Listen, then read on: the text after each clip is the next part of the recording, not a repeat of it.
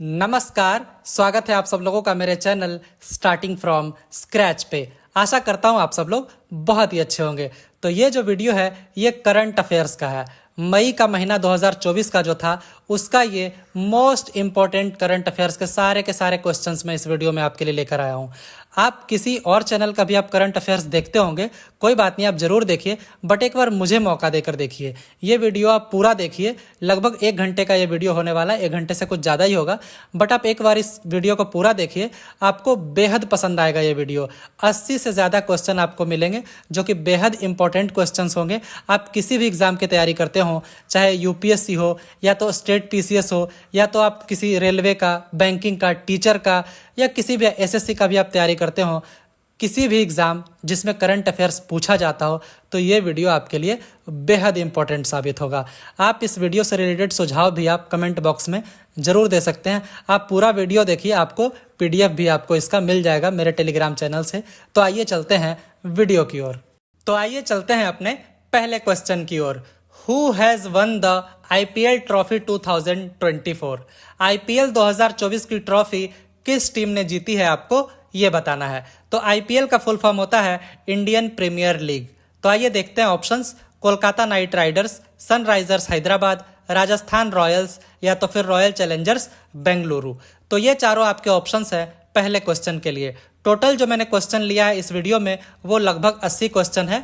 तो आप लोग सारे के सारे क्वेश्चंस को जरूर अटेम्प्ट कीजिएगा। जब भी क्वेश्चन आपके स्क्रीन पे आए तो आप लोगों ने वीडियो को पॉज करके उस क्वेश्चन को अटेम्प्ट करना है। मतलब जो भी आपको सही उत्तर लगता है वो आपको कमेंट बॉक्स में कमेंट करना है। तो आप लोग इस वीडियो को पूरा ध्यान से देखिए। इसका पीडीएफ मैं लास्ट में आपको प्रोवाइड कर दूंगा। आप लोग इसका पीडीएफ मेरे टेलीग्राम चैनल से ले सकते हैं और मेरे टेलीग्राम चैनल का लिंक आपको इस वीडियो के डिस्क्रिप्शन बॉक्स में मिल जाएगा। तो पहले का जो करेक्ट आंसर है वो है कोलकाता नाइट राइडर्स बन गई है आईपीएल 2024 की विजेता।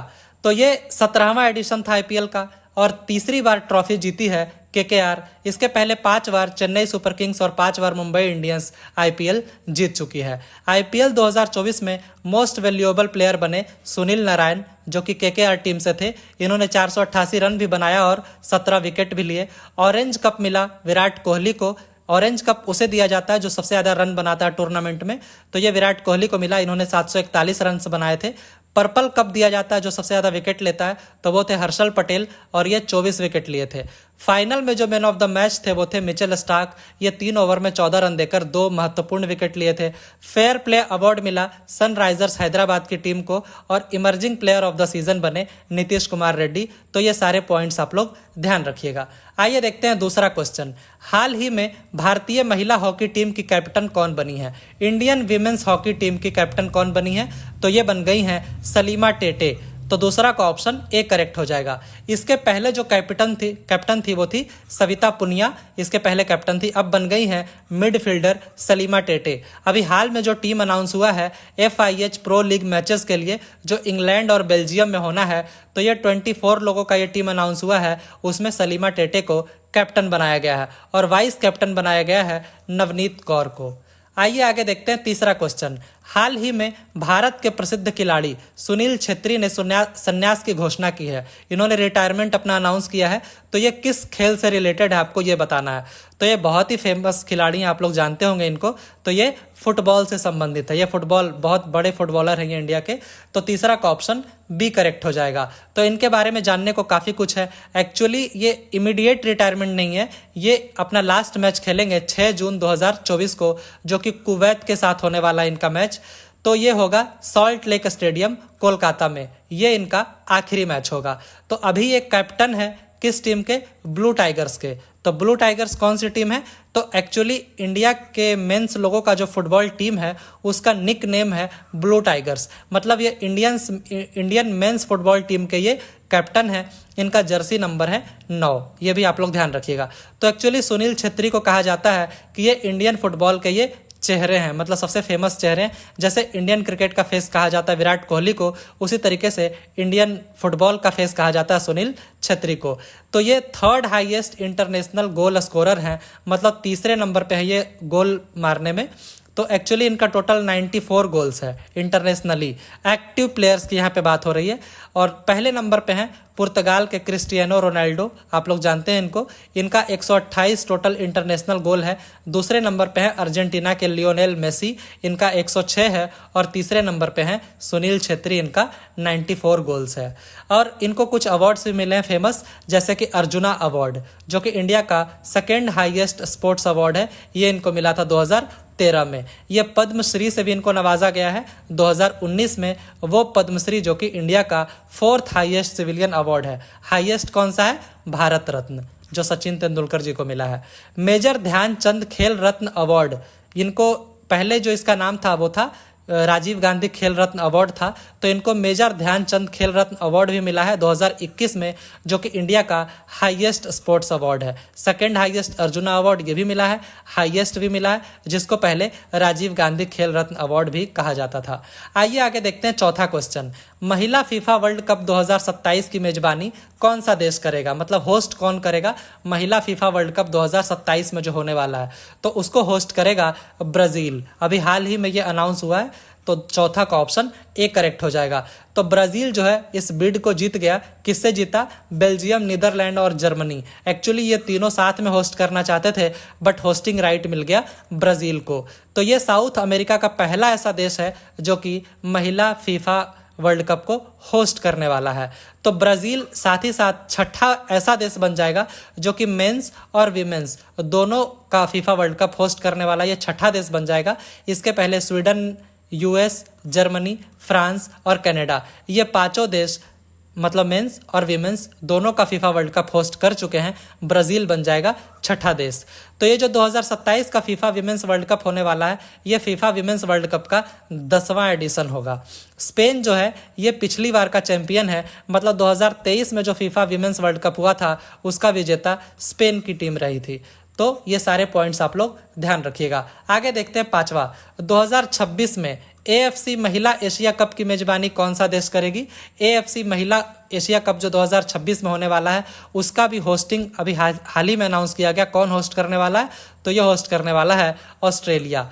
पांचवा का ऑप्शन यहाँ पे ए करेक्ट हो जाएगा। तो ऑस्ट्रेलिया जो है इसके पहले 2006 में भी होस्ट कर चुका है, तो ऑस्ट्रेलिया का ये दूसरी बार है। हालांकि 2019 के लिए होस्टिंग राइट दिया गया है उज्बेकिस्तान को। तो 26 में होस्ट करेगी ऑस्ट्रेलिया और 2029 में होस्ट करेगी उज्बेकिस्तान। आइए आगे देखते हैं छठा क्वेश्चन। हाल ही में नाडा इंडिया ने स्वच्छ खेलों और एंटी डोपिंग प्रैक्टिसेस को लेकर एक जागरूकता अभियान चलाया है। उस अभियान का क्या नाम है? नाडा का मतलब होता है नेशनल एंटी डोपिंग एजेंसी, ये आप लोग ध्यान रखिएगा, है ना। नेशनल, यहाँ पे देखिए full form national anti doping agency. तो ये एक्चुअली करती क्या है कि बैंड सब्सटेंसेस जो होते हैं उसको रोकने के लिए, कि कोई भी खिलाड़ी किसी मैच के पहले बैंड सब्सटेंसेस उसको ना ले। तो ऐसे एंटी डोपिंग प्रैक्टिसेस को रोकने के लिए एक जागरूकता अभियान, मतलब एक कैंपेन चलाई है, अवेयरनेस कैंपेन। तो उसका नाम क्या है? तो उसका नाम है प्ले ट्रू कैंपेन। छठा का ऑप्शन सी करेक्ट हो जाएगा। तो इसके बारे में और देख लेते हैं। तो वर्ल्ड एंटी डोपिंग एजेंसी जो वैडा है, इसके पहले इन्होंने चलाया था प्ले ट्रू डे, जो इंटरनेशनल लेवल पे है। लेकिन जो हमारे इंडिया का है नेशनल एंटी डोपिंग एजेंसी, इसी का कॉपी करके इन्होंने चलाया प्ले ट्रू कैंपेन। तो ये आपसे पूछा जा सकता है कि वर्ल्ड एंटी डोपिंग एजेंसी ने कौन सा कैंपेन चलाया था? तो इन्होंने चलाया था प्ले ट्रू डे। और जो इंडिया की है नेशनल एंटी डोपिंग एजेंसी, इन्होंने चलाया था प्ले ट्रू कैंपेन, जिसमें टोटल 12,133 पार्टिसिपेंट्स ने पार्टिसिपेट किया था। तो ये आप लोग ध्यान रखिएगा। आइए आगे देखते हैं सातवां। हाल ही में नेशनल एंटी डोपिंग एजेंसी के द्वारा किस पहलवान को निलंबित कर दिया गया है? तो ये हैं बजरंग पुनिया जी। सातवां का ऑप्शन बी करेक्ट हो जाएगा। आठवां क्वेश्चन देखते हैं। अब कुछ इकोनॉमी से रिलेटेड क्वेश्चन देख लेते हैं। संयुक्त राष्ट्र की रिपोर्ट के अनुसार वित्तीय वर्ष 2024 में भारत की जीडीपी विकास दर का क्या अनुमान है? तो यूएन की रिपोर्ट के अनुसार वित्तीय वर्ष 2024 के लिए जो इंडिया की जीडीपी के विकास दर का अनुमान है वो है 6.9%। आठवां का ऑप्शन डी करेक्ट हो जाएगा। तो इन्होंने एक्चुअली पहले बताया था 6.2% बताया था जनवरी में, लेकिन अब इसको बढ़ाकर 70 बेसिस पॉइंट से बढ़ाकर कर दिया है 6.9%। 70 बेसिस पॉइंट का मतलब होता है 0.7, ये आप लोग ध्यान रखिएगा। उसी तरीके से अगर आपसे पूछा जाए 60 बेसिस पॉइंट तो मतलब 0.6। तो ऐसा इन्होंने इसलिए बढ़ा दिया क्योंकि इनका मानना है कि पब्लिक इन्वेस्टमेंट बहुत है और प्राइवेट कंजम्पशन भी बहुत तेजी से बढ़ रहा है, इसीलिए इन्होंने बढ़ाकर कर दिया 6.2 से 6.9। तो ये सिर्फ 2024 के लिए नहीं किए थे, ये 2025 के लिए भी किए थे और इसका प्रेडिक्शन इन्होंने किया था 6.6%, जिसको इन्होंने अनचेंज मतलब इसमें इन्होंने बदलाव नहीं किया। आज भी इनका मानना है कि 6.6% ही रहेगा 2025 में। हालांकि ये सिर्फ इंडिया का तो करते नहीं है, ग्लोबली भी करते हैं। तो ग्लोबली जो इन्होंने 2024 का किया था उसका किया था 2.4%, इसको भी बढ़ाकर ये लोग कर दिए हैं 2.7%। तो ये था 2024 का फाइनेंशियल ईयर। 2025 का इन्होंने किया था पहले 2.7%, इसको 10 बेसिस पॉइंट से बढ़ाकर कर दिया इन्होंने 2.8%। तो ये आप लोग ध्यान रखिएगा। तो अब एक शॉर्ट में अगर आपसे देखा जाए तो फाइनेंशियल ईयर 2024 के लिए अलग अलग का क्या मानना है, अलग अलग जो एजेंसियां हैं, तो यहाँ पे तो यूएन का हम लोग देख लिए 6.9%। अब देखते हैं आरबीआई का, तो आरबीआई के अनुसार होगा 7.7%, एडीबी एशियन डेवलपमेंट बैंक के अनुसार 7%, फिच रेटिंग्स के अनुसार 7% और मोडीज के अनुसार 6.8%। तो ये सारा आप लोग ध्यान रखिएगा। आइए आगे देखते हैं 9वां क्वेश्चन। वित्तीय वर्ष 2023-2024 में भारत का सबसे बड़ा व्यापारिक भागीदार कौन बना है? सबसे बड़ा मतलब लार्जेस्ट ट्रेडिंग पार्टनर इंडिया का कौन रहा फाइनेंशियल ईयर 2023-2024 में? तो इसका आंसर हो जाएगा चाइना। 9वां का ऑप्शन बी करेक्ट हो जाएगा। चाइना एक बार फिर से बन गया है इंडिया का लार्जेस्ट ट्रेडिंग पार्टनर और ये डेटा को रिलीज किया गया है think tank global trade research initiative के द्वारा। तो चाइना एक बार फिर से बन गया है इंडिया का लार्जेस्ट ट्रेडिंग पार्टनर। कितना ट्रेड हुआ इंडिया और चाइना के बीच में? तो ये हुआ 118.4 बिलियन डॉलर। हालांकि ये बस थोड़ा सा ही ज़्यादा है इंडिया और यूएस के व्यापार से। इंडिया और यूएस का व्यापार कितना था? 118.3 बिलियन डॉलर। तो आप देख सकते हैं कितना नैरो अंतर है, बहुत छोटा अंतर है। इसके पहले चाइना इंडिया का लार्जेस्ट ट्रेडिंग पार्टनर था फाइनेंशियल ईयर 2021 में। बाद में 2022 और 2023 में यूएस बन गया था इंडिया का लार्जेस्ट ट्रेडिंग पार्टनर, लेकिन इस बार फिर से चाइना 2024 में बन गया है इंडिया का लार्जेस्ट ट्रेडिंग पार्टनर। अब देखिए अंतर कितना है दोनों के ट्रेड में। इंडिया इंपोर्ट करता है 101.7 बिलियन डॉलर, मतलब चाइना से सामान मंगवाता है लगभग 102 बिलियन डॉलर का, लेकिन एक्सपोर्ट कितना करता है? सिर्फ 16.67 बिलियन डॉलर। इतना मतलब अंतर है इंपोर्ट और एक्सपोर्ट में। तो ये सारे आंकड़े आप लोग ध्यान रखिएगा। 10वां क्वेश्चन, हाल ही में 100 अरब डॉलर का प्रेषण मतलब रेमिटेंसेस प्राप्त करने वाला पहला देश कौन सा बना है? तो ये बन गया है इंडिया। 10वां का ऑप्शन बी करेक्ट हो जाएगा। रेमिटेंसेस होता है जैसे आपके कोई फैमिली मेंबर बाहर गए कमाने के लिए किसी और देश में, वहां से वो जो पैसा भेज रहे हैं उसको रेमिटेंसेस के रूप में काउंट किया जाता है। तो इंडिया को मिला टोटल 111.22 बिलियन डॉलर का रेमिटेंसेस 2022 में, जो कि दुनिया में सबसे ज़्यादा है। तो इंडिया ऐसा पहला देश बन गया है जो कि न सिर्फ 100 बिलियन डॉलर मार्क को टच किया बल्कि पार भी कर गया। तो इंटरनेशनल ऑर्गेनाइजेशन फॉर माइग्रेशन का जो रिपोर्ट है, वर्ल्ड माइग्रेशन रिपोर्ट 2024, उसके अनुसार इंडिया रहा पहले नंबर पे, मेक्सिको दूसरे पे, चाइना तीसरे पे, फिलीपींस चौथे पे और फ्रांस 5वें नंबर पे रहा। इसके पहले भी इंडिया टॉप पे रह चुका है 2010 में, जब इंडिया को मिला था 53.48 बिलियन डॉलर। 2015 में भी टॉप पे रहा था 68.91 बिलियन डॉलर और 2020 में भी टॉप पे रहा था 83.15 बिलियन डॉलर। आगे हम लोग बढ़े इसके पहले आप लोग प्लीज़ चैनल को सब्सक्राइब कर दीजिए।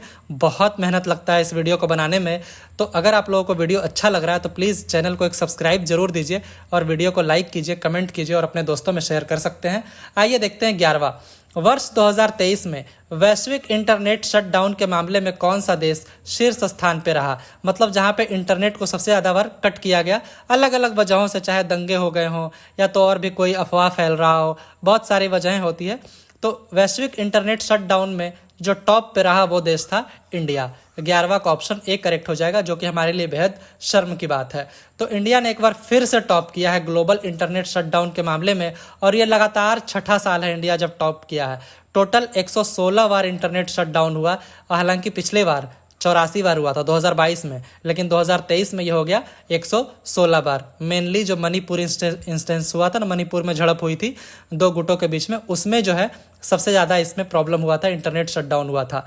दूसरे नंबर पे जो देश था वो था म्यांमार, यहाँ पे 37 बार इंटरनेट शटडाउन हुआ था।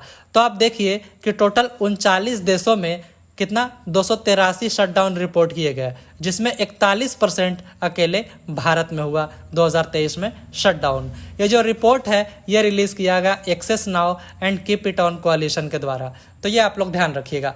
आगे देखते हैं 12वां क्वेश्चन। हाल ही में अंतर्राष्ट्रीय सौर गठबंधन मतलब इंटरनेशनल सोलर अलायंस का 99वां सदस्य कौन बना है? तो ये बना है स्पेन, 99th ये बना है। तो 12वां का ऑप्शन सी करेक्ट हो जाएगा।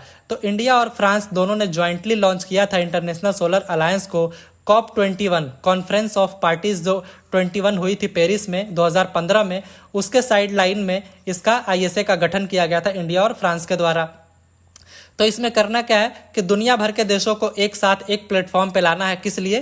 कि सोलर एनर्जी जो सौर ऊर्जा है उसको और बेहतर तरीके से यूज़ कर सके और ज़्यादा से ज़्यादा, ताकि हम लोग काउंटर कर सके फॉसिल फ्यूल्स को, मतलब डीजल पेट्रोल को यूज़ कम करके सोलर एनर्जी को ज़्यादा यूज़ करें। तो ISA का हेडक्वार्टर कहाँ है? गुरुग्राम, हरियाणा में है। कैपिटल स्पेन का, जिसने जो 99th मेंबर बना ISA का, स्पेन का कैपिटल है मैड्रिड। प्राइम मिनिस्टर है स्पेन के पेड्रो सैंचेज। स्पेन का करेंसी है यूरो। आगे देखते हैं 13वां। हाल ही में राष्ट्रपति इब्राहिम रईसी की हवाई दुर्घटना में मौत हो गई। वह किस देश के राष्ट्रपति थे? तो आप लोग जानते हैं ये ईरान के राष्ट्रपति थे। तो 13वां का ऑप्शन ए करेक्ट हो जाएगा। तो इनका जो है हवाई दुर्घटना में मौत हो गया। हालांकि ये एक हार्डलाइनर नेता थे और पोटेंशियल सक्सेसर थे। कहाँ के, मतलब किस चीज़ के सक्सेसर थे? तो ये सुप्रीम लीडर जो हैं ईरान के अयातुल्ला अली खमेनी, इसको ये हो सकता है फ्यूचर में ये इनके सक्सेसर बनते, मतलब बाद में ये सुप्रीम लीडर बन जाते। बट अब तो इनकी मृत्यु हो गई हेलीकॉप्टर क्रैश में। और हेलीकॉप्टर में और भी बहुत लोग बैठे थे, जैसे कि फॉरेन मिनिस्टर जो हैं हुसैन आमिर अब्दुल्ला, ये भी बैठे थे उसमें फॉरेन मिनिस्टर, और भी कुछ पैसेंजर्स भी थे इनके साथ के, और कुछ क्रू मेंबर भी थे। सबकी वहाँ पे मृत्यु हो गई।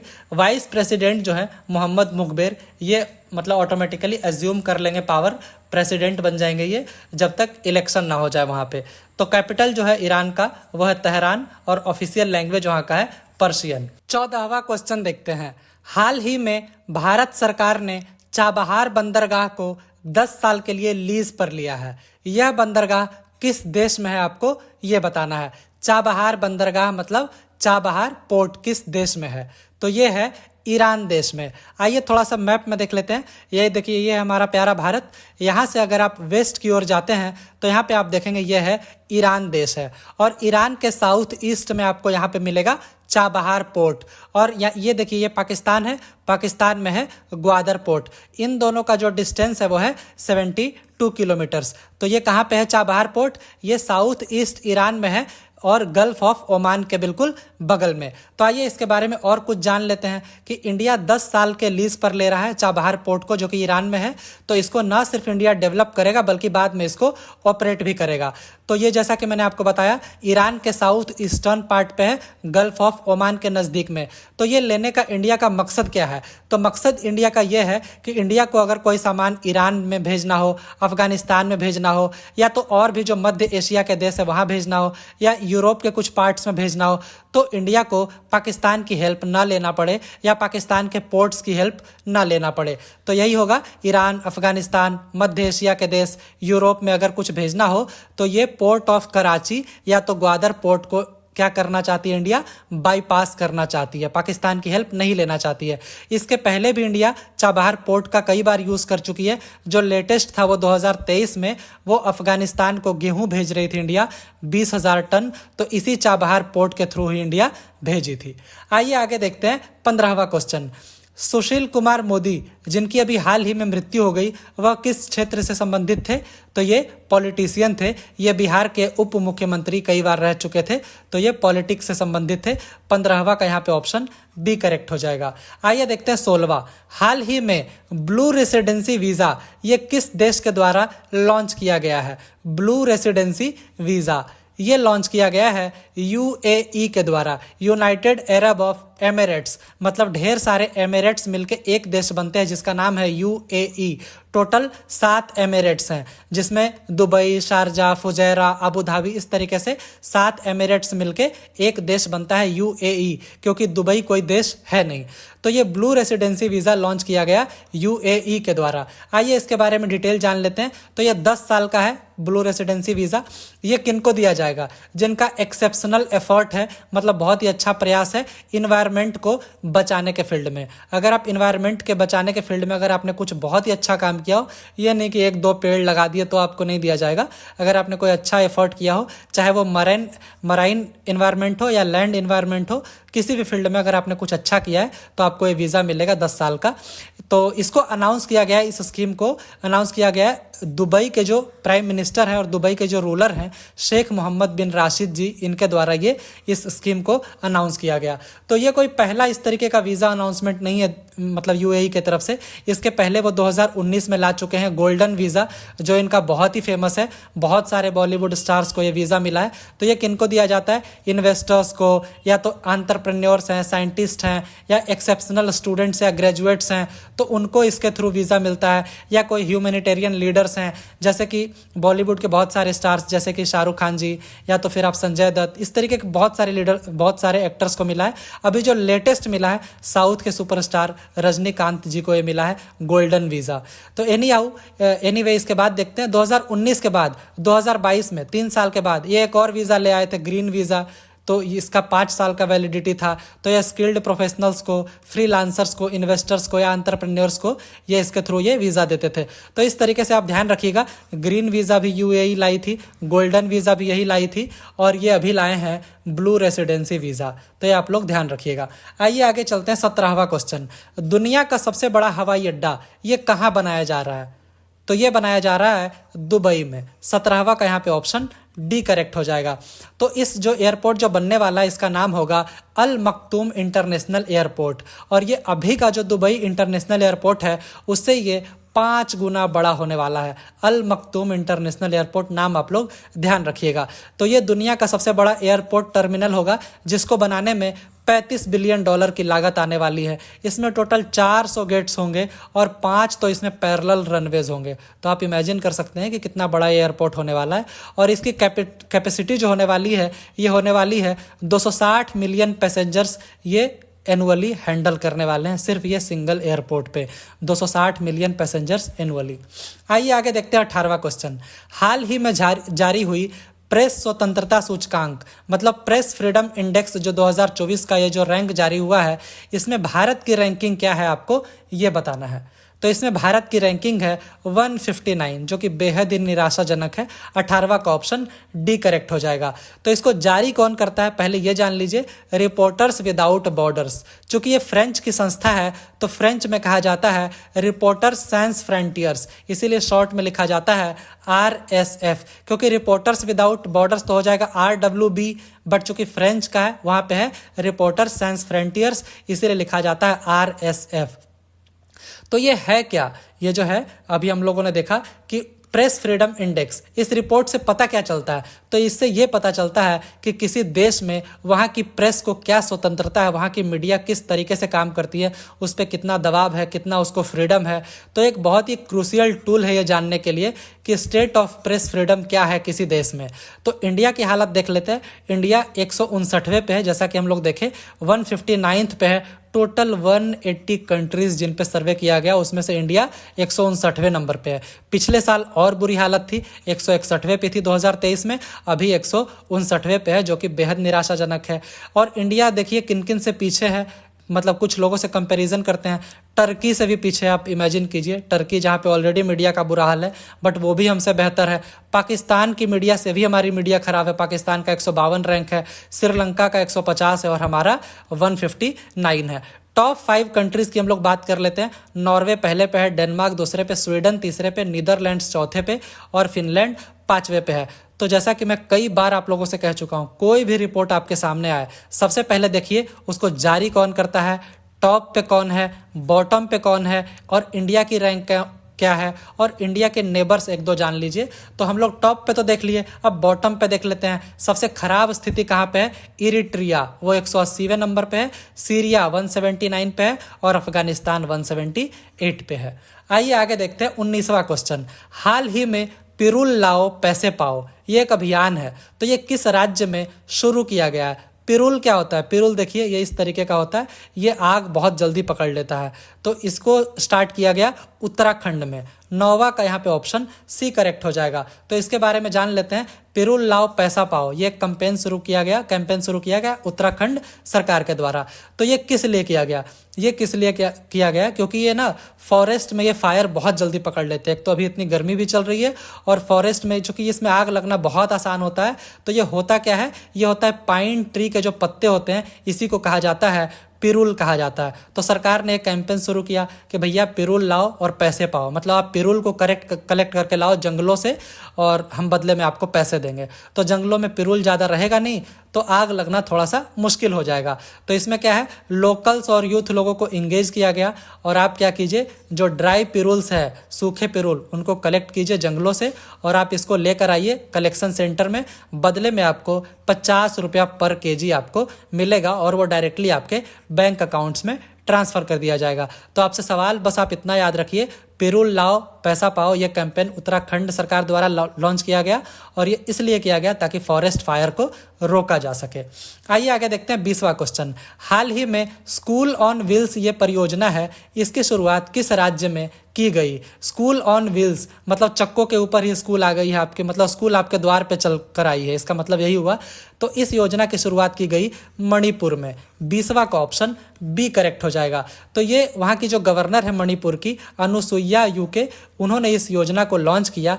बेसिकली इस योजना को इसलिए लॉन्च किया गया क्योंकि पिछले साल यहाँ पे बहुत ज़बरदस्त एथनिक स्ट्राइक हुई थी, मतलब आपसी मतभेद लड़ाई झगड़े बहुत हो गए थे। इसके कारण स्कूल बंद हो गए, लोगों को रिलीफ कैंप्स में जाना पड़ा और फिर दूसरा वजह यह भी था कि बहुत हेल स्टॉर्म्स मतलब ओले पड़े वहाँ पे, इसके कारण भी स्कूल खुल नहीं पाए। तो खुद ही मतलब वहाँ पे क्या किए, टीचर लोग स्पोर्ट्स गियर लेकर और कुछ टीचर कंप्यूटर्स, फिर लाइब्रेरी मतलब कुछ बुक्स लेकर बसों में डालकर ये खुद ही पहुँच गए कैंपों में कि आप नहीं आ सकते स्कूल, हम तो पहुँच सकते हैं आपके पास। तो इस तरीके से योजना शुरू किया गया ताकि उनकी पढ़ाई ख़राब ना हो, मतलब जो भी स्टूडेंट्स अफेक्टेड हो उनकी पढ़ाई ख़राब ना हो। और ये जो स्ट्राइक हुआ था ये पिछले 3 मई को ही स्टार्ट हुआ था, तो आप समझ सकते हैं 1 साल से ज़्यादा हो गया। तो इन बच्चों की पढ़ाई ख़राब हो रही थी, इसीलिए इस योजना को लॉन्च किया गया स्कूल ऑन व्हील्स और ये किया गया मणिपुर में। 21वां क्वेश्चन देखते हैं। हाल ही में जारी हुई ग्लोबल इलेक्ट्रिसिटी रिव्यू, इस रिपोर्ट के अनुसार सौर ऊर्जा उत्पादन में भारत का रैंक क्या है? मतलब सोलर पावर जनरेशन के मामले में इंडिया का रैंक क्या है? इस रिपोर्ट के अनुसार जो भी हाल ही में जारी हुई है, उस रिपोर्ट का नाम है ग्लोबल इलेक्ट्रिसिटी रिव्यू रिपोर्ट। इसके अनुसार इंडिया की रैंक है 3री नंबर पे है, इंडिया आ गई है सोलर पावर जनरेशन के मामले में। 21वां का ऑप्शन सी करेक्ट हो जाएगा। तो ये जो रिपोर्ट है आप फिर से देख लीजिए, ग्लोबल इलेक्ट्रिसिटी रिव्यू रिपोर्ट, इसको जारी किया गया एक एनर्जी थिंक टैंक है जिसका नाम है एम्बर। ये आप लोग ध्यान रखिएगा, एम्बर ने इस रिपोर्ट को जारी किया है, ग्लोबल इलेक्ट्रिसिटी रिव्यू रिपोर्ट 2024 इसको जारी किया गया। इसमें यह बताया गया कि इंडिया सरपास कर गया जापान को, मतलब इंडिया जापान को पीछे छोड़ दिया। अब इंडिया हो गया है दुनिया का तीसरा सबसे बड़ा सोलर पावर जनरेट करने वाला, इंडिया बन गया 2023 में। रिपोर्ट आया 2024 में, बट ये बताया गया 2023 का आंकड़ा। तो इसमें क्या है, इंडिया की जो रैंकिंग है बहुत तेजी से इंप्रूव हुई। मतलब इंडिया 2015 में 9वें नंबर पे था और 2024 में आ गया है 3रे नंबर पे। 2024 में पहले पे कौन है? चाइना है, दूसरे पे यूएसए है, जो कि ये दोनों ही इंडिया से आगे है 2023 के रिपोर्ट के अनुसार। अब अगर बात किया जाए 2023 की, तो 2023 का ही ये रिपोर्ट है ना, 2024 में आया है। तो 2023 में इस रिपोर्ट में ये भी पता लगा कि इंडिया जो अपना टोटल इलेक्ट्रिसिटी बनाया उसमें 5.8% इलेक्ट्रिसिटी जो है ये सोलर एनर्जी से इंडिया बनाया था। आइए आगे देखते हैं 22वां क्वेश्चन। भारत में हो रहे लोकसभा के चुनाव को देखने कितने देशों के प्रतिनिधि भारत पहुंचे हैं? तो अब तो लोकसभा का चुनाव खत्म हो गया, कल रिजल्ट भी आने वाले हैं। आज 3 तारीख है जब मैं वीडियो रिकॉर्ड कर रहा हूँ, 4 तारीख को रिजल्ट आने वाला है। बट आपसे ये सवाल पूछा जा रहा है कि लोकसभा के चुनाव को देखने के लिए कितने देशों के प्रतिनिधि भारत पहुंचे हैं। तो टोटल 23 देशों के प्रतिनिधि भारत पहुंचे थे लोकसभा के चुनाव को ऑब्जर्व करने के लिए। 22वां का ऑप्शन सी, यहाँ पे कितना था, ऑप्शन बी करेक्ट हो जाएगा। 22वां का 23 देशों के लोग पहुंचे थे। तो वो कौन थे? वो इलेक्शन मैनेजमेंट बॉडीज के लोग थे, मतलब अलग अलग देशों में जो चुनाव कंडक्ट करवाते हैं। जैसे हमारे यहाँ इलेक्शन कमीशन ऑफ इंडिया है, उसी तरीके से वहाँ भी इलेक्शन कमीशन होते होंगे। तो वहाँ के जो इलेक्शन मैनेजमेंट बॉडीज़ थे वो आए थे देखने। तो वो 23 देशों के टोटल 75 इंटरनेशनल विजिटर्स थे, वो यहाँ पे देखने आए थे कि इंडिया इतना बड़ा जो लार्जेस्ट डेमोक्रेसी, यहाँ पे चुनाव आखिर होता कैसे है, जहाँ पे इतने सारे वोटर्स, लगभग 65 करोड़ वोटर्स पार्टिसिपेट किए इस बार। मतलब 65 करोड़ लोग वोट दिए हैं। वोटर्स तो खैर और भी बहुत ज़्यादा थे। तो यहाँ पे अलग अलग देश, यहाँ पे आप देख सकते हैं भूटान, मंगोलिया, ऑस्ट्रेलिया, इस तरीके से आप नाम पढ़ लीजिए। इन देशों के लोग, वहाँ के मैनेजमेंट बॉडीज़ यहाँ पे आए थे। इसके साथ साथ IFES मतलब international foundation for electoral systems, इसके भी मेंबर्स आए थे। और मीडिया टीम्स भी आई थी भूटान और इजराइल से हमारे यहाँ इलेक्शन को कंडक्ट होते हुए देखने के लिए। आइए आगे देखते हैं 23वां क्वेश्चन। हाल ही में काइरोस, इस किताब को इंटरनेशनल बुकर प्राइज का अवार्ड मिला है। यह किताब किसके द्वारा लिखी गई? तो ये किताब लिखी गई जेनी एर्पेनबेक्स के द्वारा। इनकी यहाँ पे तस्वीर है, आप देखिए। 23वां का ऑप्शन ए करेक्ट हो जाएगा। तो ये जर्मन की ऑथर हैं जेनी एर्पेनबेक। ये इनकी ये किताब जो थी काइरोस, इनको मिला है इंटरनेशनल बुकर प्राइज। बट इन्होंने अपना अवार्ड शेयर किया, जो ट्रांसलेटर है इस बुक के माइकल हॉफमैन, इनके साथ इन्होंने अवार्ड शेयर किया। तो अगर इनका भी नाम रहे तो आप वहाँ पे भी टिक मार दीजिएगा। बट मेनली अवार्ड मिला है जेनी एर्पेनबेक को, इंटरनेशनल बुकर प्राइज का अवार्ड। आइए देखते हैं 24वां। हाल ही में किस कंपनी ने अपनी कोरोना वैक्सीन दुनिया भर से वापस मंगवा ली है? तो ये कौन सी कंपनी है? तो ये कंपनी है एस्ट्राजेनेका। इन्होंने अपनी वैक्सीन को दुनिया भर से वापस मंगवा लिया। 24वां का ऑप्शन डी करेक्ट हो जाएगा। तो एस्ट्राजेनेका ये जो कंपनी है, ये वैक्सीन जो बनाई थी, ये कोलैबोरेशन मतलब मिलकर बनाई थी ऑक्सफोर्ड यूनिवर्सिटी के साथ। दुनिया भर में इन्होंने अपने वैक्सीन भेजे। बट अभी हाल ही में इन्होंने यूके के कोर्ट में एडमिट किया है कि हमारे वैक्सीन से कहीं कहीं पे मतलब रेयर ब्लड क्लॉट नाम का जो एक साइड इफेक्ट है ये हो रहा है कई लोगों को, मतलब कुछ लोगों को। इनका ऐसा मानना है, ये यूके के कोर्ट में इन्होंने एडमिट कर लिया। अब इनका ये कहना है कि कुछ लोगों को टीटीएस हो रहा है, टीटीएस के कारण ही होता है ब्लड क्लॉट। तो टीटीएस का फुल फॉर्म आप लोग ध्यान रखिएगा, आने वाले एग्जाम्स में आपसे पूछा जा सकता है। थ्रोम्बोटिक थ्रोम्बोसाइटोपेनिक सिंड्रोम, ये टीटीएस का फुल फॉर्म होता है। ये हो रहा है कुछ लोगों को, इन्होंने एक्सेप्ट किया है, बहुत ही रेयरली है बट ये हो रहा है कुछ लोगों को। अब टीटीएस की वजह से क्या होता है, ये कुछ लोगों को क्या हो जाएगा, ब्लड क्लॉट्स हो जाएगा, या तो उनका ब्लड प्लेटलेट काउंट जो है वो लो हो जाएगा। जैसे कि डेंगू काटने से हो जाता है, जिनको डेंगू बीमारी हो जाती है उनको लो ब्लड प्लेटलेट हो जाता है, उनका काउंट हो जाता है। तो जनरली 1.5 लाख से 1.5 लाख से ये 4.5 लाख के बीच में होना चाहिए ये जो ब्लड प्लेटलेट होता है। बट डेंगू में क्या हो जाता है, ब्लड प्लेटलेट बहुत डाउन हो जाता है। तो यही हो रहा है इससे। और यूके में 81 मृत्यु हो चुकी है इससे रिलेटेड। तो इनको यूके के कोर्ट में ये एक्सेप्ट करना पड़ा और कई लोग सीरियसली इंजर्ड भी है, इसीलिए अपना वैक्सीन ये वापस मंगवा रहे हैं। हालांकि इनका ये भी कहना था कि सिर्फ ये वजह नहीं है, वजह ये भी है कि बहुत एक्स्ट्रा सप्लाई हो गया था बहुत सारे देशों में, तो उनके पास ऐसे ही बेकार पड़ा है, इसीलिए वापस मंगवा रहे हैं। एनीवे आगे चलते 25वां क्वेश्चन। हाल ही में भारतीय मूल के किस अंतरिक्ष यात्री ने यह घोषणा किया है कि वह तीसरी बार अंतरिक्ष यात्रा पर जा रहे हैं या जा रही हैं? अगर लेडीज हैं तो जा रही हैं और जेंट्स हैं तो जा रहे हैं। तो ये यहाँ पे तस्वीर है, आप देख के समझ गए होंगे, ये है सुनीता विलियम्स जी। ये तीसरी बार जा रही हैं अंतरिक्ष यात्रा पे। बट अभी जो लेटेस्ट रिपोर्ट है मेरे पास, उसके अनुसार इनका जो अंतरिक्ष यात्रा में जाना था ये कुछ दिनों के लिए और टल गया, क्योंकि जिससे ये जा रहे थे बोइंग स्टार लाइनर, उसमें थोड़ी सी तकनीकी खराबी आ गई है। तो ये इंडियन ओरिजिन के एस्ट्रोनॉट है सुनीता विलियम्स। तो ये जा रहे हैं बुच विल्मोर के साथ, निकलने ही वाले थे बट स्टार लाइनर में कुछ खराबी आ गई है, तो ये कुछ समय के बाद अब ये जाएंगी। तो ये फ्लोरिडा से ये इंटरनेशनल स्पेस स्टेशन ये लोग जाने वाले हैं, ISS फ्लोरिडा से, ये आप लोग ध्यान रखिएगा। आइए आगे देखते हैं 26वां क्वेश्चन। हाल ही में हुए 77वें कांस फिल्म महोत्सव में सर्वश्रेष्ठ अभिनेत्री का पुरस्कार पाने वाली पहली भारतीय कौन बनी है? तो पहली भारतीय ये बनी है, यहाँ पे इनकी तस्वीर है, नाम भी देखिए, Anasuya Sen Gupta. Option A correct हो जाएगा। ये बनी है पहली भारतीय जो कि इनको मिला है सर्वश्रेष्ठ अभिनेत्री का पुरस्कार कांस फिल्म महोत्सव में। तो इस बार का जो कांस फिल्म महोत्सव था वो था 77वां। तो ये ध्यान रखिएगा, 77वां कांस फिल्म महोत्सव था। तो इनको जो ये अवार्ड मिला है, ये मिला है इनका जो परफॉर्मेंस हुआ द शेमलेस में, उसके कारण इनको अवार्ड मिला है। तो ये द शेमलेस को लिखा गया और डायरेक्ट किया गया बल्गेरिया के एक फिल्म मेकर है जिनका नाम है कॉन्स्टेंटिन बोजानोव, ये नाम याद रखिएगा।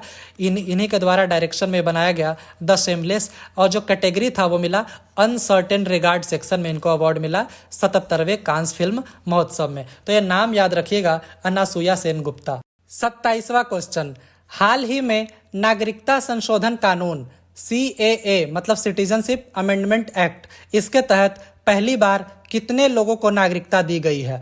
तो आप जानते हैं कि CAA के तहत नागरिकता देना स्टार्ट हो गया है, तो पहली बार 14 लोगों को नागरिकता दी गई। 27वां का ऑप्शन बी करेक्ट हो जाएगा। हालांकि उसके बाद अब तो सैकड़ों लोगों को नागरिकता दी जा चुकी है, बट पहले 14 लोगों को नागरिकता दिया गया।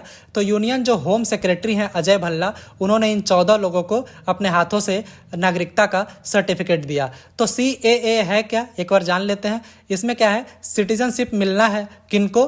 हिंदूज को, पारसीज को, सिखों को, बुद्धिस्ट लोगों को, जैन लोगों को और क्रिश्चियन लोगों को। अगर वो मतलब भागकर इंडिया आ गए और वो Muslim majority country Afghanistan, Bangladesh और पाकिस्तान से 31 दिसंबर 2014 के पहले पहले अगर वो भाग कर आ गए, इसलिए कि उनके ऊपर एक धार्मिक प्रताड़ना हुई, क्योंकि वो मतलब मुस्लिम नहीं थे, इसलिए उनके ऊपर धार्मिक प्रताड़ना हुई और वो भागकर इंडिया आ गए 31 दिसंबर 2014 के पहले पहले, तो उनको CAA के थ्रू नागरिकता दी जाएगी। इसमें जानने वाली जो मेन बात यह है कि भारत के किसी नागरिक की नागरिकता छीनी नहीं जाएगी, बल्कि सिर्फ दी जाएगी अगर वो अफगानिस्तान, बांग्लादेश और पाकिस्तान से आए हैं, और अगर वो इन 6 धर्मों के हैं तो ही दी जाएगी। तो ये सारे पॉइंट्स आप लोग जरूर ध्यान रखिएगा। 28वां क्वेश्चन, हाल ही में किन देश या देशों ने फिलिस्तीन को एक स्वतंत्र देश की औपचारिक मान्यता देने की घोषणा की है? वो कौन कौन से देश हैं? तो नॉर्वे ने भी की है घोषणा, स्पेन ने भी और आयरलैंड ने भी।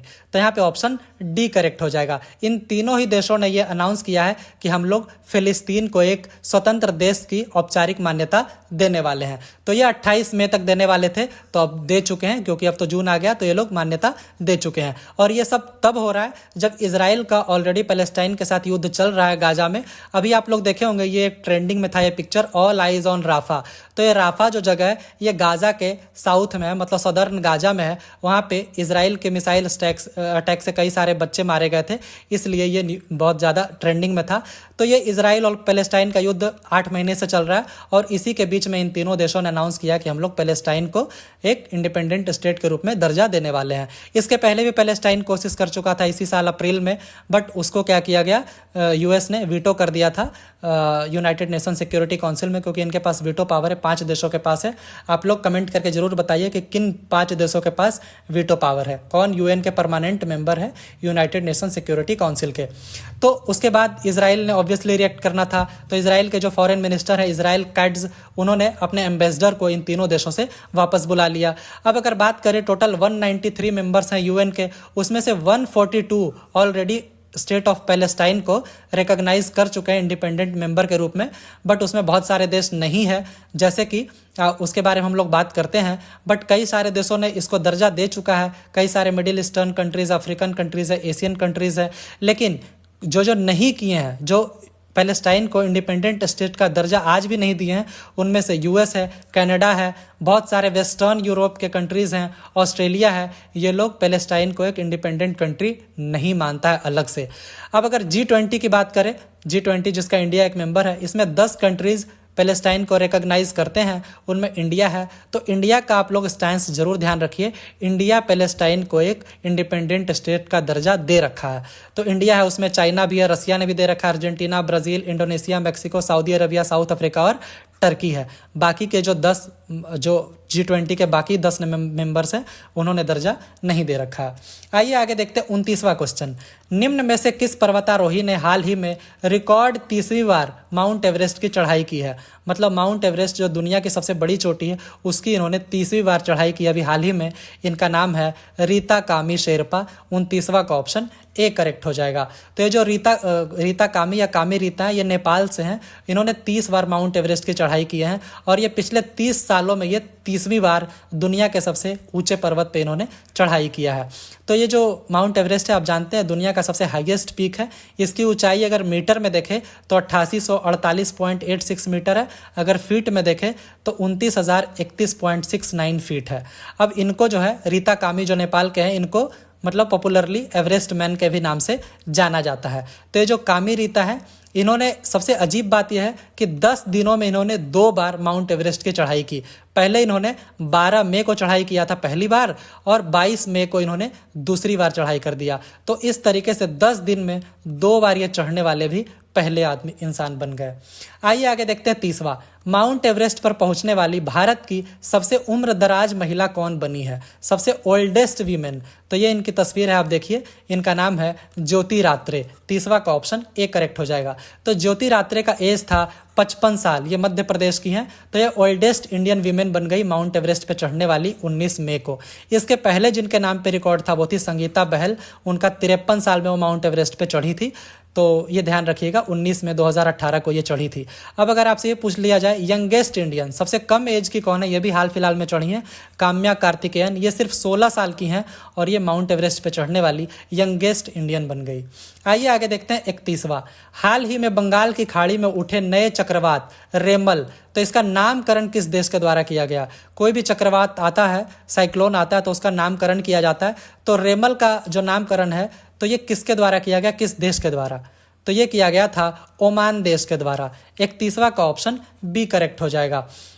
आगे देखते हैं 32वां, हाल ही में भारतीय तटरक्षक बल मतलब इंडियन कोस्ट गार्ड, इन्होंने किस भारतीय राज्य में तेल रिसाव प्रतिक्रिया ड्रिल का आयोजन किया।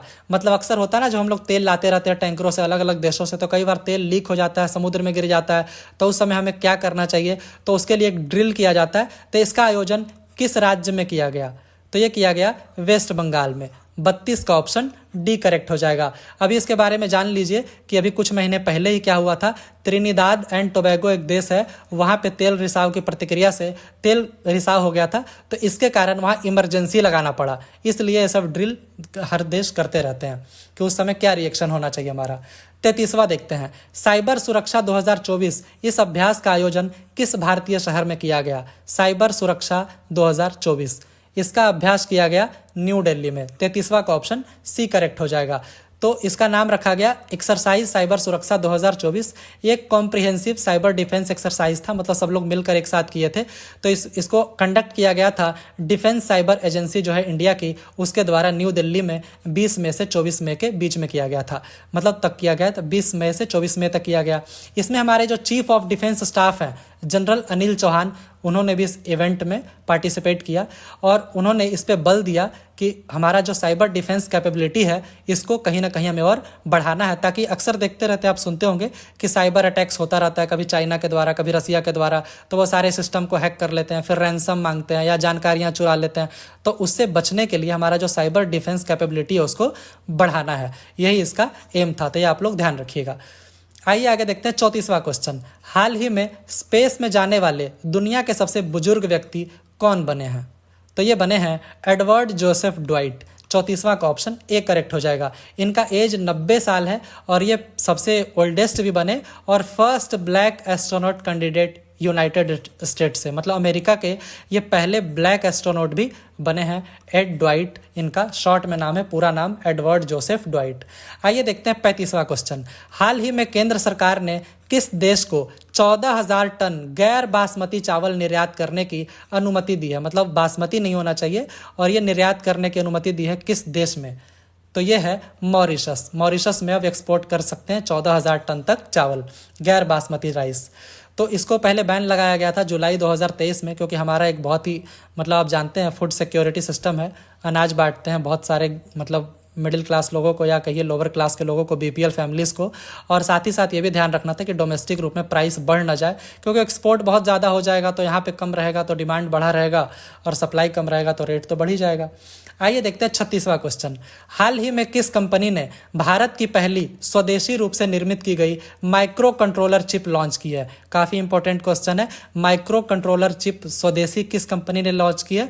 उस कंपनी का नाम है माइंडग्रोव टेक्नोलॉजीज। 36वां का ऑप्शन ए करेक्ट हो जाएगा, इन्होंने लॉन्च किया।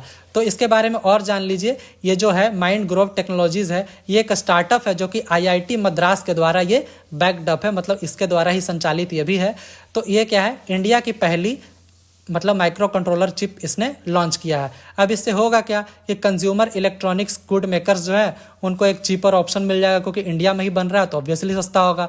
इससे डिजिटल इंफ्रास्ट्रक्चर भी बढ़ेगा, और नई दिल्ली का जो स्कीम है मेक इन इंडिया, उसको भी इलेक्ट्रॉनिक सेक्टर में उसको भी कहीं ना कहीं बल मिलेगा। 37वां क्वेश्चन। विश्व स्वास्थ्य संगठन मतलब WHO के द्वारा प्री क्वालिफाइड TAK-003 ये एक वैक्सीन है। तो आपको बताना है कि ये किस बीमारी की वैक्सीन है जो WHO के द्वारा प्री क्वालिफाइड है। तो ये एक्चुअली डेंगू की वैक्सीन है। 37वां का ऑप्शन बी करेक्ट हो जाएगा। तो नेशनल डेंगू डे ये 16 मई को हर साल मनाया जाता है। उसके ठीक एक दिन पहले WHO ने इस वैक्सीन को प्री क्वालिफाई कर दिया, जिसका नाम है TAK-003, और इसको बनाया गया जापानीज ड्रग मेकर जिसका नाम है कंपनी का टाकेडा फार्मास्यूटिकल्स, इसके द्वारा इस वैक्सीन को बनाया गया। चूंकि मैं बार बार कह रहा हूं कि ये सेकेंड वैक्सीन है डेंगू का, तो मतलब इसके पहले भी किसी वैक्सीन को प्री क्वालिफाई किया गया WHO के द्वारा? जी बिल्कुल किया गया। उस वैक्सीन का नाम था CYD-TDV। इस वैक्सीन जो कि पहला वैक्सीन था जिसको WHO के द्वारा प्री क्वालिफाई किया गया डेंगू का वैक्सीन, इसको बनाया गया था सनोफी पैस्चर के द्वारा जो कि फ्रेंच कंपनी है। इसके आगे हम लोग देखते हैं कि ये जो TAK-003 ये वैक्सीन है, इसमें होता क्या है। इसमें वीकेंड फॉर्म होता है डेंगू वायरस का। तो जो 4 टाइप के डेंगू वायरस होते हैं उस सब का वीकेंड फॉर्म होता है, मतलब बहुत ही कमजोर फॉर्म होता है डेंगू वायरस का। ये होता क्या है, आपकी बॉडी में जब इंजेक्ट होता है तो ये अंदर जाकर ये डेंगू वायरस से लड़ने के लिए एंटीबॉडी बनाना स्टार्ट कर देता है आपकी बॉडी में। तो जब आपके पास जब रियल डेंगू वायरस आता है, ओरिजिनल वाला, हार्ड वाला, तो भी ऑलरेडी आपकी बॉडी इस तरीके से एडजस्ट हो चुकी होती है कि वो ओरिजिनल डेंगू वायरस को भी ये आसानी से एंटीबॉडी बनाकर उसको मार देती है, एक इम्यूनिटी क्रिएट कर देती है, जिससे आपको डेंगू वायरस का बहुत ज़्यादा असर होता नहीं है इस वैक्सीन के लगा लेने से।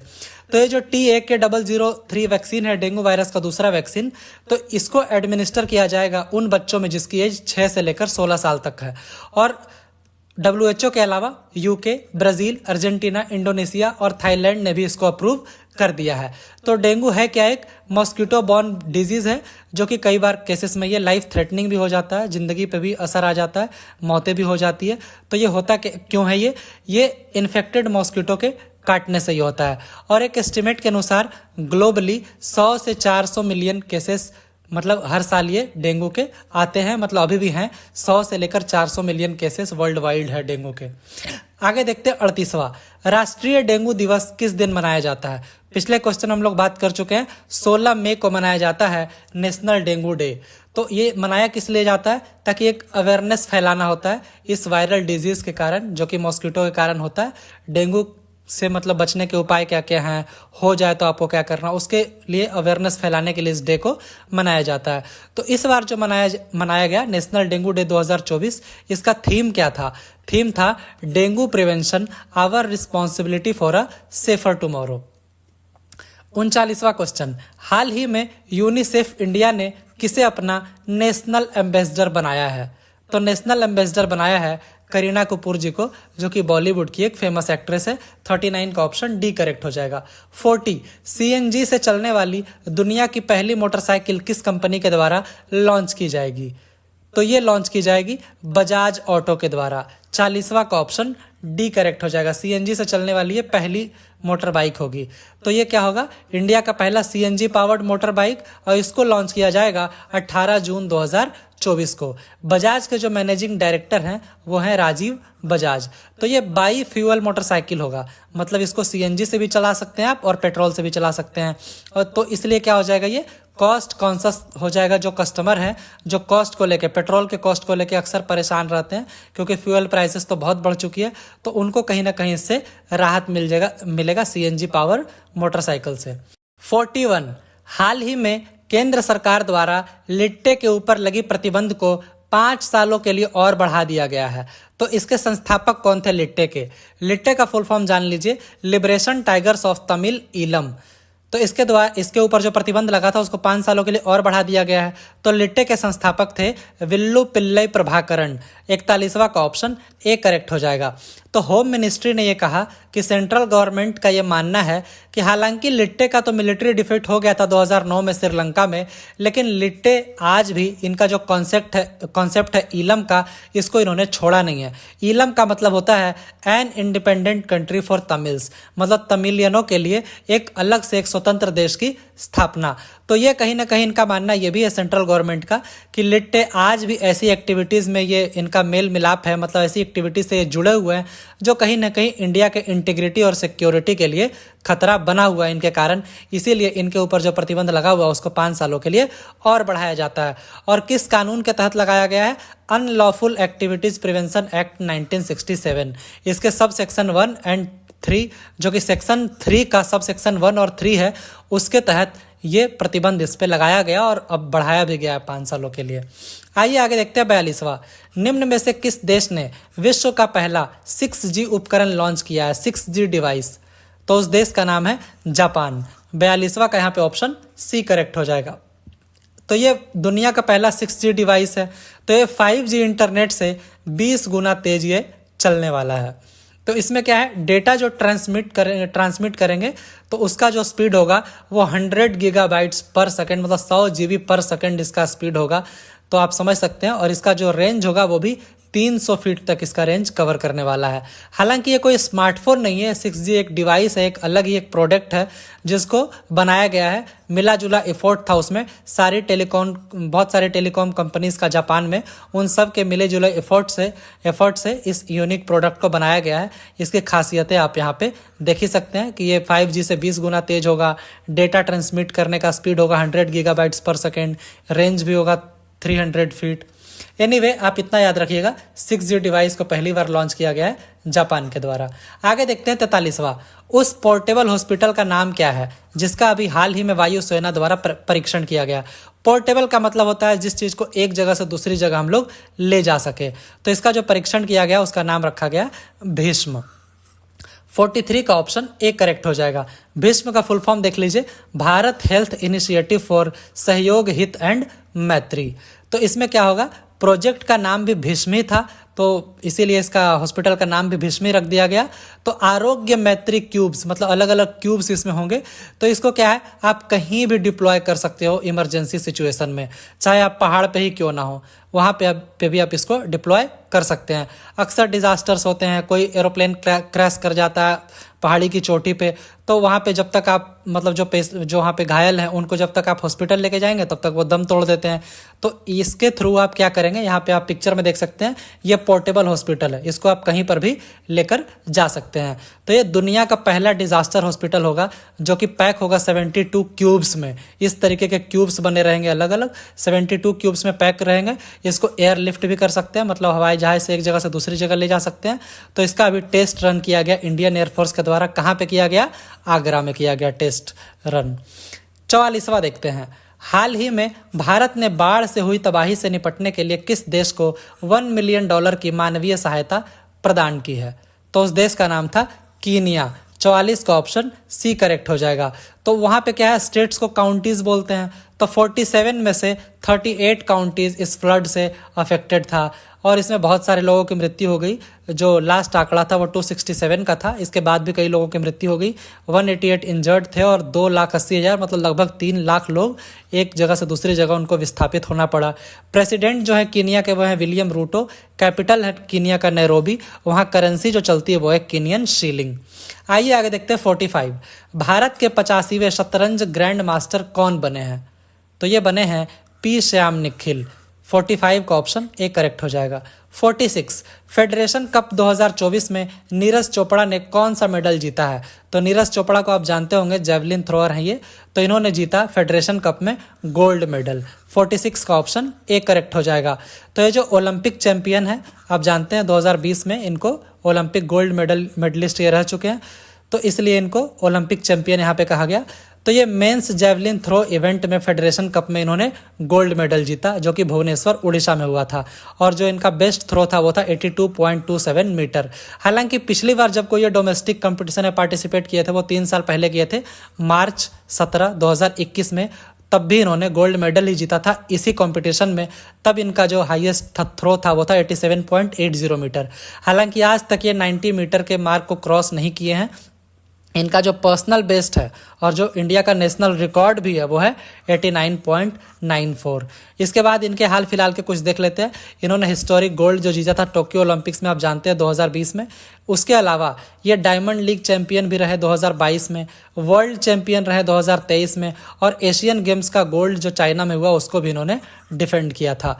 आइए आगे देखते हैं 47। हाल ही में नीरज चोपड़ा ने दोहा डायमंड लीग में कौन सा मेडल जीता? फेडरेशन कप जो कि इंडिया में हुआ उसमें तो इन्होंने गोल्ड जीता, दोहा डायमंड में इन्होंने कौन सा जीता? वहां इन्होंने सिल्वर मेडल जीता। 47 का ऑप्शन बी करेक्ट हो जाएगा।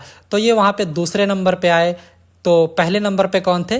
तो पहले नंबर पे थे जाकूब वेडलेक। इनका जो थ्रो था वो था 88.38 मीटर, और नीरज चोपड़ा जी का था 88.36 मीटर। सिर्फ 2 सेंटीमीटर से ये पीछे रह गए।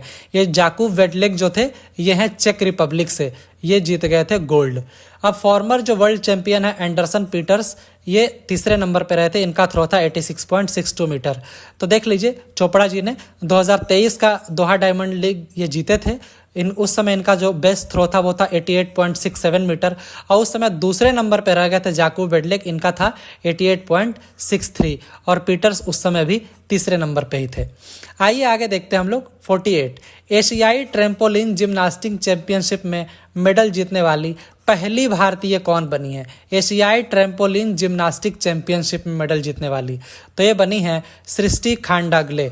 48 का ऑप्शन ए करेक्ट हो जाएगा। तो उसमें इन्होंने सिल्वर मेडल जीता है विमेंस इंडिविजुअल एज ग्रुप के कैटेगरी में, और ये जो था ये 6ठा एशियाई ट्रैम्पोलिन जिम्नास्टिक चैंपियनशिप था जो कि हांगकांग चाइना में हुआ था। हालांकि इसमें जीतने से ये ओलंपिक्स के लिए क्वालिफाई नहीं किए, पेरिस ओलंपिक्स जो 2024 में होने वाला है उसके लिए क्वालिफाई नहीं किए, क्योंकि ये एक एज ग्रुप इवेंट में ये कम्पीट कर रहे थे। आइए देखते हैं 49। हाल ही में किस भारतीय महिला टेबल टेनिस के खिलाड़ी ने वर्ल्ड वीमेंस सिंगल की टॉप 25 रैंकिंग में अपनी जगह बनाई है, जो कि बहुत बड़ी बात है?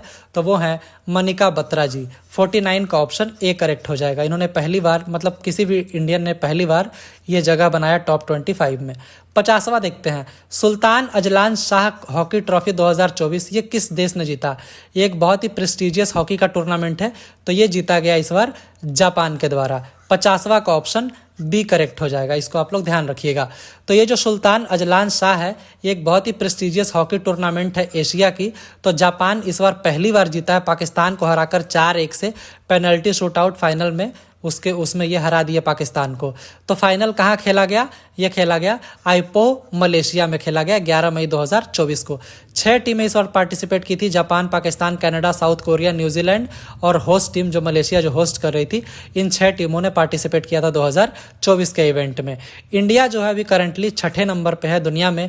नीदरलैंड जो है वो पहले नंबर पे है, दूसरे पे बेल्जियम, तीसरे पे ऑस्ट्रेलिया, चौथे पे जर्मनी और 5वें पे इंग्लैंड और 6ठे पे इंडिया। हम लोग पहले बात कर चुके हैं।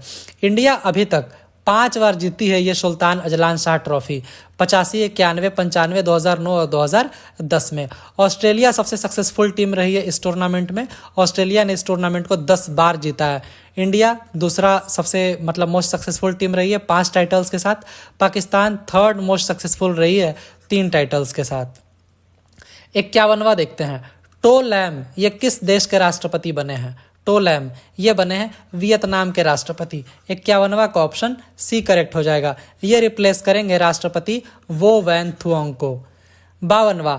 हाल ही में जोस राउल मुलिनो ये किस देश के राष्ट्रपति चुने गए हैं? जोस राउल मुलिनो ये चुने गए हैं पनामा के राष्ट्रपति। 52 का ऑप्शन सी करेक्ट हो जाएगा। ये जो मुलिनो थे ये रिप्लेस करेंगे रिकार्डो मार्टिनेली को, जो कि डिस्क्वालीफाई हुए हैं रिकार्डो मार्टिनेली, क्योंकि इनके ऊपर चार्ज लगा मनी लॉन्ड्रिंग का, मतलब काले धन को सफ़ेद करने का आरोप लगा। 53 देखते हैं, हाल ही में मिखाइल मिशुस्तिन ये किस देश के प्रधानमंत्री बने हैं? तो आप तस्वीर में देख सकते हैं, ये है व्लादिमीर पुतिन, ये रसिया के राष्ट्रपति हैं, रूस के राष्ट्रपति, तो ये प्रधानमंत्री बने हैं मिखाइल मिशुस्तिन रशिया के। तो 53 का ऑप्शन ए करेक्ट हो जाएगा।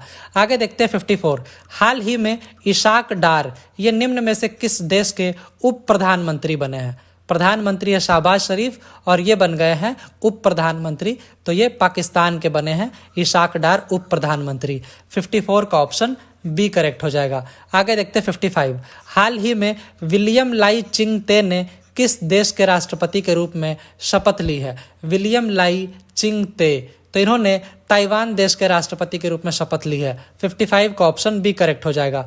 56, हाल ही में जारी हुई यात्रा और पर्यटन विकास सूचकांक 2024 में भारत की रैंक क्या है? मतलब कि travel and tourism development index 2024 में भारत की रैंक क्या है? तो भारत की रैंक है 39th। 56 का ऑप्शन डी करेक्ट हो जाएगा। इस रिपोर्ट को रिलीज किया जाता है वर्ल्ड इकोनॉमिक फोरम के द्वारा, तो यूएस इसमें टॉप पे है और इंडिया टॉप परफॉर्मर रही साउथ एशिया में, और लोअर मिडिल इनकम नेशन जो भी है उसमें से इंडिया टॉप पे, मतलब बहुत अच्छा परफॉर्मर रही और साउथ एशिया में टॉप पे रही। तो स्पेन, जापान, फ्रांस और ऑस्ट्रेलिया ये क्रमशः दूसरे, तीसरे, चौथे और पांचवें नंबर पे है। पहले पे तो यूएस है, हम लोग ऑलरेडी बात कर चुके हैं। अब ये जो इंडिया की नई रैंकिंग है इसमें इंडिया बहुत ही अच्छा इंप्रूव किया है, क्योंकि 2021 में इंडिया 54वें नंबर पे था और अभी कितने पे आ गया? 39th पे। आगे देखते 57, इंग्लिश प्रीमियर लीग 2024 का खिताब किसने जीता है? इंग्लिश प्रीमियर लीग 2024 का खिताब जीता गया मैनचेस्टर सिटी के द्वारा। 57 का ऑप्शन ए करेक्ट हो जाएगा। तो मैनचेस्टर सिटी जो है ये लगातार चौथी बार इस टाइटल को जीती है और ओवरऑल 8वीं बार ये जीती है वेस्ट हैम को हराकर। 58वां क्वेश्चन, बैडमिंटन थाईलैंड ओपन 2024 में पुरुष युगल का खिताब किसने जीता है? मतलब मेंस डबल का टाइटल थाईलैंड ओपन 2024 में किसने जीता है? तो ये जीता गया है सात्विक साईराज रैंकी रेड्डी एंड चिराग शेट्टी के द्वारा। मेंस डबल यहाँ पे पूछा गया। 58 का ऑप्शन ए करेक्ट हो जाएगा। 59 देखते हैं, international book of honour England के द्वारा किस टनल को भारत की सबसे ऊंची टनल घोषित किया गया है? तो इस टनल का नाम है सेला टनल। यह भारत की सबसे ऊंची टनल घोषित किया गया है, जो कि भारत के अरुणाचल प्रदेश में है। तो यहाँ पे ऑप्शन कौन सा करेक्ट हो जाएगा? Option A, Sela tunnel. 59 का ऑप्शन ए करेक्ट हो जाएगा। 60 देखते हैं, हाल ही में चुनाव सुधार संबंधित विधेयक में हुए विवाद के कारण किस यूरोपीय देश में इमरजेंसी घोषित कर दी गई? तो ये देश था फ्रांस। तो 60वां का ऑप्शन सी करेक्ट हो जाएगा। तो फ्रांस ने डिक्लेयर किया स्टेट ऑफ इमरजेंसी कहाँ पे? न्यू सेलेडोनिया में। ये फ्रांस की मेन लैंड टेरिटरी में नहीं है, ये फ्रांस की टेरिटरी में है, जो कि मेन लैंड से काफ़ी दूर है। तो वहाँ पे वायलेंट प्रोटेस्ट हो गए इस इलेक्टोरल रिफॉर्म्स को लेकर। कहा ऐसा जा रहा है कि इस रिफॉर्म में ऐसा चीज़ है जिससे जो वहाँ की इंडिजीनियस पॉपुलेशन है, कनक पॉपुलेशन, उसको मार्जिनलाइज कर दिया जाएगा, मतलब हाशिए पर रख दिया जाएगा, और जो प्रो फ्रेंच पॉलिटिशियंस है उसको इस मतलब रिफॉर्म से फायदा होने वाला है। इसके कारण वहाँ पे विवाद हो गया। 61 देखते हैं, centre for world university ranking 2024 के अनुसार कौन सी यूनिवर्सिटी शीर्ष स्थान पर रही? तो उस यूनिवर्सिटी का नाम है IIM अहमदाबाद। 61 का ऑप्शन सी करेक्ट हो जाएगा। 62, 16 मई को किस राज्य द्वारा राज्य दिवस मनाया जाता है? 16 मई को, तो आप देख के समझ गए होंगे, ये सिक्किम राज्य का मतलब राज्य दिवस मनाया जाता है 16 मई को, क्योंकि 16 मई 1975 को स्थापना हुआ था सिक्किम का। 16 मई 1975 को, इसीलिए मनाया जाता है 16 मई को सिक्किम राज्य का स्थापना दिवस। 63 देखते हैं, हाल ही में नोबेल पुरस्कार विजेता लेखिका जो हैं एलिस मुनरो, उनका निधन हो गया। इन्हें किस क्षेत्र में नोबेल पुरस्कार प्रदान किया गया था? तो ये हैं नोबेल पुरस्कार विजेता जो है एलिस मुनरो, इनका भी हाल ही में निधन हो गया। तो इनको मिला था लिटरेचर के फील्ड में नोबेल पुरस्कार। 63 का ऑप्शन डी करेक्ट हो जाएगा। 64 देखते हैं। वर्ल्ड हाइड्रोजन समिट, विश्व हाइड्रोजन शिखर सम्मेलन 2024 का आयोजन किस देश में हुआ? तो ये हुआ था नीदरलैंड्स में। 64 का यहाँ पे ऑप्शन डी करेक्ट हो जाएगा। 65 वर्ल्ड रेड क्रॉस डे, ये हर साल किस दिन मनाया जाता है? वर्ल्ड रेड क्रॉस डे, तो ये हर साल मनाया जाता है 8 मई को। 65 का सी करेक्ट हो जाएगा। तो वर्ल्ड रेड क्रॉस डे या रेड क्रेसेंट डे 2024, तो इस साल का जो थीम था वो था I give with Joy and the Joy I give is a reward. आइए देखते हैं 66 राष्ट्रीय प्रौद्योगिकी दिवस, नेशनल टेक्नोलॉजी डे, ये किस तारीख को मनाया जाता है? मतलब नेशनल टेक्नोलॉजी डे, तो ये मनाया जाता है 11 मई को हर साल। 66 का ऑप्शन बी करेक्ट हो जाएगा। तो नेशनल टेक्नोलॉजी डे 2024 का जो थीम था वो था school to startup igniting young minds to innovate. तो ये जो डेट है ये चुना गया था क्योंकि उस दिन जो था इंडिया का मतलब न्यूक्लियर टेस्ट सक्सेसफुली कंडक्ट किया गया था। तो एनिवर्सरी होता है हर साल ये 11 मई को, इसीलिए 11 मई को चुना गया नेशनल टेक्नोलॉजी डे। तो इंडिया न्यूक्लियर टेस्ट कहाँ पे कंडक्ट कराया था? ये कराया था पोखरन में 11 मई 1998 को। तो इसी की याद में ये नेशनल टेक्नोलॉजी डे मनाया जाता है हर साल 11 मई को। आइए आगे देखते हैं 67वां इंडियन सुपर लीग 2023-24 का खिताब किसने जीता है? तो ISL 2023-2024 का खिताब जीता गया मुंबई सिटी FC के द्वारा। 67 का ऑप्शन ए करेक्ट हो जाएगा। मुंबई सिटी FC जीत गई ISL टाइटल 2023-2024। तो ये 10वां एडिशन था ISL का और मुंबई सिटी FC ने हरा दिया मोहन बगान सुपर जायंट को 3-1 से हरा दिया और इस तरीके से वो ISL 2023-24 ट्रॉफी है जीत लिए मुंबई सिटी FC। 68वां क्वेश्चन ला लीगा खिताब 2024 किसने जीता है? तो ला लीगा टाइटल 2024 ये जीता गया रियल मैड्रिड के द्वारा। 68 का ऑप्शन बी करेक्ट हो जाएगा। तो रियल मैड्रिड ने जीत लिया इस साल का ला लीगा और ये इनका 36वां टाइम है और इन्होंने फिर से टाइटल को रिक्लेम कर लिया अपने आर्क राइवल्स बार्सिलोना से अब ये मतलब बार्सिलोना पिछली बार जीती थी और उससे ये अब जीत गए रियल मैड्रिड। आइए आगे देखते हैं 69 भारत अगले 5 सालों तक किस देश के प्रशासनिक अधिकारियों को प्रशिक्षित करेगा?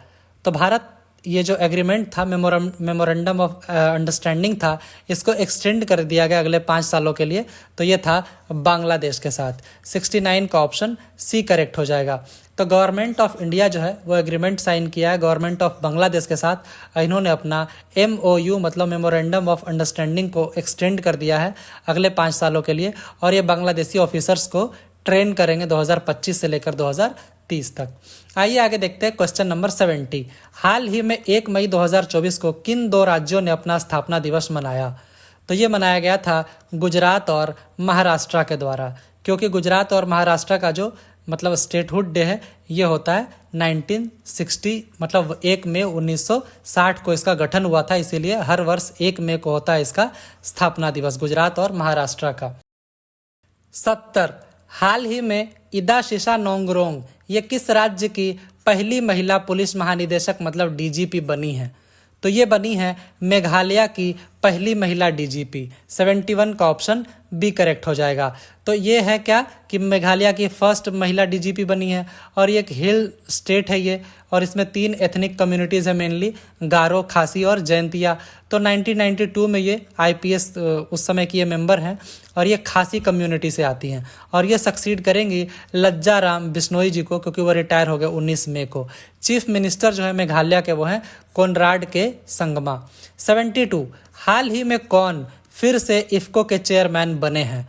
तो इफ्को के चेयरमैन फिर से बन गए हैं दिलीप संघानी जी। 72 का ऑप्शन ए करेक्ट हो जाएगा। ये पहले पार्लियामेंटेरियन भी थे दिलीप संघानी और इन्होंने नरेंद्र मोदी जब गुजरात के चीफ मिनिस्टर थे तो उस समय ये कैबिनेट मिनिस्टर के रूप में ये काम कर चुके थे। तो अब ये दोबारा से चुने गए हैं इफ्को के चेयरमैन दूसरी बार। इफ्को का फुल फॉर्म ध्यान रखिएगा, इंडियन फार्मर्स फर्टिलाइजर कोऑपरेटिव। 73 हाल ही में किस देश की संसद को भंग कर दिया गया है? तो ये कर दिया गया है कुवैत देश की संसद को। 73 का ऑप्शन सी करेक्ट हो जाएगा।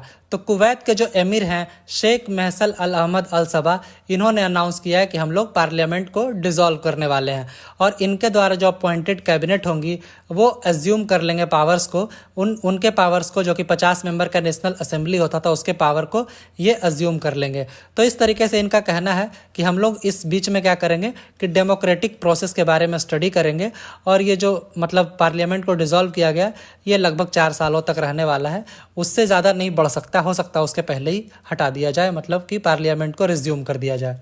74 सागा दावा त्योहार ये किस राज्य में मनाया जाता है? ये मनाया जाता है सिक्किम में। 74 का ऑप्शन बी करेक्ट हो जाएगा। 75 हाल ही में फोर्ब्स के द्वारा जारी की गई वर्ल्ड्स हाईएस्ट पेड एथलीट्स 2024 की रैंकिंग में पहले स्थान पे कौन है? तो पहले स्थान पे है क्रिस्टियानो रोनाल्डो, इसको ध्यान रखिएगा। 75 का ऑप्शन ए करेक्ट हो जाएगा। 76 अल्लामे हलीना ये किस देश के नए प्रधानमंत्री बने हैं? अल्लामे हलीना तो ये बने हैं चैड देश के नए प्रधानमंत्री। 76 का ऑप्शन ए करेक्ट हो जाएगा। 77 हाल ही में कर्मचारी चयन आयोग मतलब स्टाफ सिलेक्शन कमीशन, इसके नए अध्यक्ष किन्हें नियुक्त किया गया है? तो इसके नए अध्यक्ष बने हैं राकेश रंजन जी। 77 का ऑप्शन ए करेक्ट हो जाएगा। 78 30 मई को किस भारतीय राज्य का स्थापना दिवस मनाया जाता है? 30 मई को, 1 मई को हम लोगों ने देखा था गुजरात और महाराष्ट्र का मनाया गया था। 30 मई को किस भारतीय राज्य का मनाया जाता है? तो ये मनाया जाता है गोवा का। गोवा का स्थापना हुआ था 1987 में, 30 मई 1987 को, इसीलिए 30 मई को मनाया जाता है गोवा का स्थापना दिवस।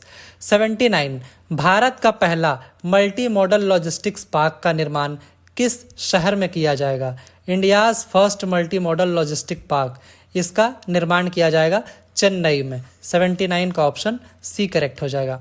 80 देखते हैं, सुप्रीम कोर्ट बार एसोसिएशन के अध्यक्ष कौन बने हैं? अभी हाल ही में ये बने अध्यक्ष, तो ये बने हैं कपिल सिब्बल जी। 80 का ऑप्शन ए करेक्ट हो जाएगा।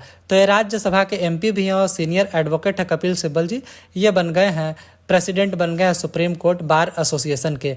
पिछले 3 दशक में ये 3 बार इस पोजीशन को होल्ड कर चुके हैं और इन्होंने हराया है अभी के जो वर्तमान वाइस प्रेसिडेंट है सुप्रीम कोर्ट बार एसोसिएशन के, जिनका नाम है प्रदीप राय जी, उनको इन्होंने हराया है। हालांकि अभी के जो प्रेसिडेंट है अधीश अग्रवाला, वो भी चुनाव लड़ रहे थे बट वो इनसे काफ़ी पीछे थे। तो पहले नंबर पर रहे कपिल सिब्बल, 1066 वोट मिले।